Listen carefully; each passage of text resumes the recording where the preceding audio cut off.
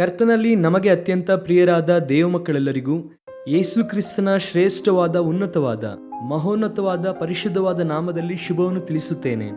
ನೀವು ಯಾವಾಗಲೂ ಆಧ್ಯಾತ್ಮಿಕವಾಗಿ ಕ್ಷೇಮವಾಗಿರಬೇಕೆಂದು, ದೇವರ ವಾಕ್ಯದಲ್ಲಿ ಪ್ರಾರ್ಥನೆಯಲ್ಲಿ ಬೆಳೆಯಬೇಕೆಂದು, ದೇವರಿಗೆ ಇನ್ನೂ ಸಮೀಪವಾಗಿ ನೀವು ಜೀವಿಸಬೇಕೆಂಬುದಾಗಿ ಪ್ರಾರ್ಥಿಸುತ್ತಾ ಇದ್ದೇವೆ. ದೇವರ ಆತ್ಮನು ಸಭೆಯನ್ನು ಸಿದ್ಧಪಡಿಸುತ್ತಾ ಇರುವಂತಹ ಕಾಲದಲ್ಲಿ ನಾವಿದ್ದೇವೆ. ಕರ್ತನಾದ ಯೇಸು ಕ್ರಿಸ್ತನ ಎರಡನೆಯ ಬರುವಿಕೆಗೆ ಸಭೆಯು ಸಿದ್ಧವಾಗುತ್ತಾ ಇದೆ. ನಾವೆಲ್ಲರೂ ಕೂಡ ನಮ್ಮ ಜೀವಿತವನ್ನು ಸಂಪೂರ್ಣವಾಗಿ ದೇವರಿಗೆ ಸಮರ್ಪಿಸಿಕೊಂಡು ಆತನ ಚಿತ್ತಾನುಸಾರವಾಗಿ ಜೀವಿಸುವಾಗ ನಮ್ಮ ಜೀವಿತದ ಮೂಲಕ ದೇವರ ನಾಮ ಯಾವಾಗಲೂ ಮಹಿಮೆ ಹೊಂದುತ್ತದೆ. ಆ ವಿಧಾನದಲ್ಲಿ ನೀವೆಲ್ಲರೂ ಮುಂದೆ ಸಾಗಬೇಕೆಂದು ದೇವ ಸೇವಕರಾಗಿ ನಾವು ಇನ್ನೂ ಹೆಚ್ಚಾಗಿ ಪ್ರಾರ್ಥನೆ ಮಾಡುತ್ತಾ ನಾವು ಬಯಸುತ್ತಾ ಇದ್ದೇವೆ. ದೇವರ ವಾಕ್ಯವನ್ನು ಇರುವ ಹಾಗೆ ನಿಮ್ಮ ಮುಂದೆ ಇಡುವುದರಿಂದ ನೀವೆಲ್ಲರೂ ಕೂಡ ದೇವರಿಗೋಸ್ಕರ ಒಳ್ಳೆಯ ತೀರ್ಮಾನ ತೆಗೆದುಕೊಳ್ಳಬೇಕೆಂಬುದಾಗಿ ನಾವು ಬಯಸುತ್ತಿದ್ದೇವೆ. ರಾಜಮಂಡ್ರಿ ಕ್ರೈಸ್ಟ್ ವರ್ಷಿಪ್ ಸೆಂಟರ್ ಇಂದ, ಜಾನ್ ವೆಸ್ಲಿ ಇಂಟರ್ನ್ಯಾಷನಲ್ ಮಿನಿಸ್ಟ್ರೀಸ್ ಇಂದ ಅನೇಕ ದೇವ ಮಕ್ಕಳು ನಿಮಗೋಸ್ಕರ ಪ್ರಾರ್ಥಿಸುತ್ತಾ ಇದ್ದಾರೆ. ಎಲ್ಲರೂ ಕೂಡ ಸೇರಿ ಒಬ್ಬರಿಗೊಬ್ಬರು ಪ್ರಾರ್ಥನೆ ಮಾಡುವುದರಿಂದ, ಪ್ರೋತ್ಸಾಹ ಮಾಡಿಕೊಳ್ಳುವುದರಿಂದ ಸಭೆಯು ಅಭಿವೃದ್ಧಿಯಲ್ಲಿ ಹೋಗುವುದರ ಮೂಲಕ ದೇವರ ನಾಮವು ಮಹಿಮೆ ಹೊಂದುತ್ತದೆ ಎಂಬುದಾಗಿ ನಾವು ಆಶಿಸುತ್ತಾ ಇದ್ದೇವೆ. ಪ್ರತಿದಿನವೂ ಕೂಡ ಸತ್ಯವೇದದಿಂದ ಒಂದು ವಾಗ್ದಾನವನ್ನು ಧ್ಯಾನಿಸುತ್ತಾ ಇದ್ದೇವೆ ಅಲ್ವಾ? ಈ ದಿನದ ವಾಗ್ದಾನಕ್ಕಾಗಿ ವಿಮೋಚನಾ ಕಾಂಡ ಪುಸ್ತಕ 23ನೇ ಅಧ್ಯಾಯ 27ನೇ ವಾಕ್ಯವನ್ನು ಓದೋಣ. The book of Exodus chapter 23 and verse 27. ಆ ವಾಕ್ಯವನ್ನು ನಾನು ಓದುತ್ತೇನೆ, ಗಮನಿಸಿ ನೋಡಿರಿ. ನೀವು ಹೋಗುವ ಎಲ್ಲಾ ಕಡೆಯಲ್ಲಿಯೂ ನಾನು ಜನಗಳ ಮನಸ್ಸಿನಲ್ಲಿ ಹೆದರಿಕೆಯನ್ನು ಹುಟ್ಟಿಸಿ ಕಳವಳವನ್ನು ಉಂಟು ಮಾಡಿ ನಿಮ್ಮನ್ನು ವಿರೋಧಿಸುವವರನ್ನು ಓಡಿ ಹೋಗುವಂತೆ ಮಾಡುವೆನು. ಆಮೇನ್. ಎಷ್ಟು ಸುಂದರವಾದ ವಾಗ್ದಾನವನ್ನು ದೇವರು ಕೊಡುತ್ತಾ ಇದ್ದಾರೆ. ನಿಮ್ಮ ಶತ್ರುಗಳು ನಿಮ್ಮಿಂದ ಓಡಿ ಹೋಗುವಂತೆ ಮಾಡುವೆನು ಎಂಬುದಾಗಿ. ಗಮನಿಸಿ ಪ್ರಿಯರೇ, ಕೆಲವು ಸಾರಿ ಕ್ರೈಸ್ತ ಜೀವಿತದಲ್ಲಿ ನಾವು ಮುಂದೆ ಸಾಗುತ್ತಾ ಇರುವಾಗ, ನಂಬಿಕೆಯಲ್ಲಿ ನಾವು ಬೆಳೆಯುತ್ತಾ ಇರುವಾಗ, ದೇವರ ವಿಷಯದಲ್ಲಿ ಪವಿತ್ರವಾದ ಭಕ್ತಿಯನ್ನು ತೋರಿಸುತ್ತಾ ಇರುವಾಗಲೂ ಕೂಡ ಅನೇಕರು ನಮಗೆ ವಿರೋಧಿಗಳಾಗಿ ಮಾರ್ಪಡಬಹುದು. ಇಸ್ರಾಯೇಲ್ ಪ್ರಜೆಗಳ ಜೀವಿತವನ್ನು ಪರಿಶೀಲಿಸುವುದಾದರೆ ಹೆಜ್ಜೆ ಹೆಜ್ಜೆಗೂ ಕೂಡ ಶತ್ರುಗಳು ಯಾವುದೋ ವಿಧವಾಗಿ ಅವರ ಜೀವಿತವನ್ನು ದಾಳಿ ಮಾಡುತ್ತಲೇ ಇದ್ದರು. ಐಗುಪ್ತ್ಯದಿಂದ ಆಚೆ ಬಂದ ನಂತರವಾಗಿ ಅಮಲೇಕ್ಯರು, ಅಮಲೇಕ್ಯವಾದ ನಂತರವಾಗಿ ಇನ್ನೊಂದು ಜನಾಂಗ, ಈ ರೀತಿಯಾಗಿ ಒಬ್ಬರಾದ ನಂತರವಾಗಿ ಒಬ್ಬರು ಇಸ್ರಾಯೇಲರನ್ನು ಹಿಂದಟ್ಟುತ್ತಲೇ ಅವರು ಕಾನಾನ್ ದೇಶಕ್ಕೆ ಸೇರದಂತೆ ಅಡ್ಡಿಪಡಿಸಬೇಕೆಂದು ಅನೇಕರು ಪ್ರಯತ್ನ ಪಟ್ಟರು. ನಿಮ್ಮ ಜೀವಿತದಲ್ಲೂ ಕೂಡ ಅಂತಹ ಪರಿಸ್ಥಿತಿ ಈ ದಿನ ಎದುರಿಸುತ್ತಾ ಇದ್ದೀರೇನೋ? ನಿಮ್ಮ ಲಕ್ಷ್ಯವನ್ನು, ನಿಮ್ಮ ಆಶೆಯನ್ನು, ನಿಮ್ಮ ಗಮ್ಯವನ್ನು ಅನೇಕರು ಈನೈಸುತ್ತಾ ಇದ್ದಾರೇನೋ? ನೀನು ಹೇಗೆ ಹೋಗುತ್ತೀಯ ನೋಡುತ್ತೇನೆ, ನೀನು ಹೇಗೆ ಆ ಸ್ಥಾನವನ್ನು ಸೇರುತ್ತೀಯ ನೋಡುತ್ತೇನೆ, ಹೇಗೆ ದೇವರಿಂದ ಉಪಯೋಗಿಸಲ್ಪಡುತ್ತೀಯ ನೋಡುತ್ತೇನೆ, ನೀನು ಹೇಗೆ ದೇವರಿಗೆ ಸಾಕ್ಷಿಯಾಗಿರುತ್ತೀಯ ನೋಡುತ್ತೇನೆ ಎಂಬುದಾಗಿ ಬಹುಶಃ ಕೆಲವರು ನಿನಗೆ ವಿರುದ್ಧವಾಗಿ ತಿರುಗಿ ನಿನ್ನ ಕುರಿತಾಗಿ ತಪ್ಪಾಗಿ ಮಾತನಾಡುತ್ತಾ ಬಹುಶಃ ನಿನಗೆ ಸವಾಲನ್ನು ಹಾಕುತ್ತಿದ್ದಾರೇನೋ? ಕೀರ್ತನಗಾರನು ಕೂಡ ಒಂದು ಸಂದರ್ಭದಲ್ಲಿ ಹೇಳುತ್ತಾನೆ, 38ನೇ ಕೀರ್ತನೆಯಲ್ಲಿ, ನಾನು ಉತ್ತಮವಾದಂಥದ್ದನ್ನು ಹಿಂಬಾಲಿಸುತ್ತಾ ಇರುವುದಕ್ಕಾಗಿ ಅನೇಕರು ನನಗೆ ಶತ್ರುಗಳಾಗಿ ಮಾರ್ಪಟ್ಟಿದ್ದಾರೆ. ನಾನು ಅವರಿಗೆ ಒಳಿತು ಮಾಡಿದರೂ ಕೂಡ ಅವರು ನನಗೆ ಕೇಡನ್ನು ಮಾಡುವುದಕ್ಕೆ ಇಷ್ಟಪಡುತ್ತಾ ಇದ್ದಾರೆ ಎಂದು ಕೀರ್ತನಗಾರನು ಹೇಳುತ್ತಾನೆ. ಅವನು ಏನು ಮಾಡಲಿಲ್ವಂತೆ, ಉತ್ತಮವಾದದ್ದನ್ನು ಹಿಂಬಾಲಿಸುತ್ತಾ ಇರುವುದಕ್ಕೆ ಶತ್ರುಗಳಾಗಿದ್ದಾರೆ.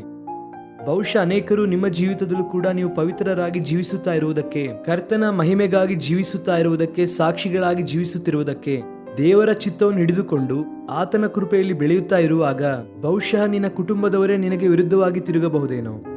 ನಿನ್ನ ಬಂಧುಗಳು, ನಿನ್ನ ಸ್ನೇಹಿತರೆ ನಿನಗೆ ಶತ್ರುಗಳಾಗಿ ಮಾರ್ಪಡಬಹುದು. ನೀನು ಎಲ್ಲಿ ಕೆಲಸ ಮಾಡುತ್ತಾ ಇದೆಯೋ ಅಲ್ಲೇ ಬಹುಶಃ ಅನೇಕರು ನಿನ್ನ ಭಕ್ತಿ ಜೀವಿತವನ್ನು ಅವಹೇಳನ ಮಾಡಬಹುದು. ಆ ದಿನ ಶದ್ರಕ್, ಮೇಷಕ್, ಅಬೇದ್ನೆಗೋ ಎಂತಹ ಸವಾಲನ್ನು ಎದುರಿಸಿದರೋ ನೀವು ಕೂಡ ಬಹುಶಃ ಅಂತಹ ಸವಾಲನ್ನು ಎದುರಿಸುತ್ತಾ ಇರಬಹುದೇನೋ?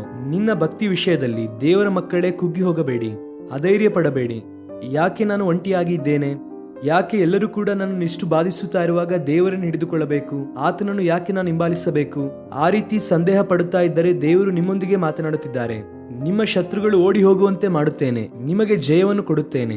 ನೀವು ಎಲ್ಲಿ ಹೋಗುತ್ತೀರೋ ಆ ಪ್ರಾಂತ್ಯದಲ್ಲಿ ಜಯವನ್ನು ಕೊಡುತ್ತೇನೆ ಎಂಬುದಾಗಿ ದೇವರು ವಾಗ್ದಾನ ಮಾಡುತ್ತಿದ್ದಾರೆ. ನನ್ನ ನಿಮಿತ್ತವಾಗಿ ಮನುಷ್ಯರು ನಿನ್ನ ಕುರಿತು ಭಯಪಡುವಂತೆ ಮಾಡುತ್ತೇನೆ. ಈ ದಿನ ಯಾರು ನಿನ್ನನ್ನು ನೋಡಿ ಕೀಳಾಗಿ ಮಾತನಾಡುತ್ತಾ ಇದ್ದಾರೋ, ಯಾರು ನಿನ್ನನ್ನು ನೋಡಿ ಅವಹೇಳನ ಮಾಡುತ್ತಾ ಇದ್ದಾರೋ, ಒಂದು ದಿನ ಅವರೇ ನಿಮ್ಮನ್ನು ನೋಡಿ, ನೀನು ಇಲ್ಲಿ ಇರುವುದರಿಂದಲೇ, ನಮ್ಮ ಪ್ರಾಂತ್ಯದಲ್ಲಿ ನೀನು ಇರುವುದರಿಂದಲೇ, ನಮ್ಮ ಮಧ್ಯದಲ್ಲಿ ಇರುವುದರಿಂದಲೇ ದೇವರು ಕ್ಷೇಮವನ್ನು, ಸಂರಕ್ಷಣೆಯನ್ನು ಕೊಟ್ಟಿದ್ದಾರೆ, ನೀನು ಆಶೀರ್ವಾದವಾಗಿದ್ದೀಯಾ ಎಂಬುದಾಗಿ ಹೇಳುವಂತ ಒಂದು ದಿನ ಬರುತ್ತದೆ. ನಂಬಿದವರು ದೇವರಿಗೆ ಸ್ತೋತ್ರ ಹೇಳೋಣ. ಹಲ್ಲೆಲೂಯಾ. ಕುಗ್ಗಿ ಹೋಗಬೇಡಿ, ಅಧೈರ್ಯ ಪಡಬೇಡಿ. ಯೋಸೇಫನು ಸೆರೆಮನೆಯಲ್ಲಿದ್ದಾಗ ಅನೇಕರು ಆತನನ್ನು ನೋಡಿ, ಈತನು ನಿಜವಾಗಿ ಅಪರಾಧ ಮಾಡಿದ್ದಾನೆ, ಈತನು ನಿಜವಾಗಿ ಯಜಮಾನಿಯನ್ನು ಹಿಂಸೆಪಡಿಸಿದ್ದಾನೆ, ಆದ್ದರಿಂದಲೇ ಇಲ್ಲಿಗೆ ಬಂದಿದ್ದಾನೆ ಎಂದು ಅನೇಕರು ಯೋಸೇಫನ ವಿಷಯದಲ್ಲಿ ಅನೇಕರು ಬೆರಳು ತೋರಿಸಿರಬಹುದು. ಅಲ್ಲಿ ಏನು ನಡೆಯುತ್ತೆಂಬುದಾಗಿ ಅನೇಕರಿಗೆ ಗೊತ್ತಿಲ್ಲ, ಆದರೆ ದೇವರಿಗೂ ಹಾಗೂ ಯೋಸೇಫನಿಗೂ, ಆ ಸ್ತ್ರೀಗೆ ಮಾತ್ರವೇ ಗೊತ್ತು. ಆದರೆ ದೇವರು ಒಂದು ದಿನ ಯೋಸೇಫನನ್ನು ನಿಲ್ಲಿಸಿದರು. ಆತನ ಯಜಮಾನನ ಹೆಂಡತಿಯ ಚರಿತ್ರೆ ಆನಂತರವಾಗಿ ನಮಗೆ ಗೊತ್ತಿಲ್ಲ, ಆದರೆ ಯೋಸೇಫನ ಚರಿತ್ರೆ ಅದರೊಂದಿಗೆ ನಿಲ್ಲಲಿಲ್ಲ, ಆನಂತರವಾಗಿ ಮುಂದುವರಿಯಿತು. ಯೋಸೇಫನು ಅನೇಕರಿಗೆ ಆಶೀರ್ವಾದವಾಗಿ ಮಾರ್ಪಟ್ಟನು.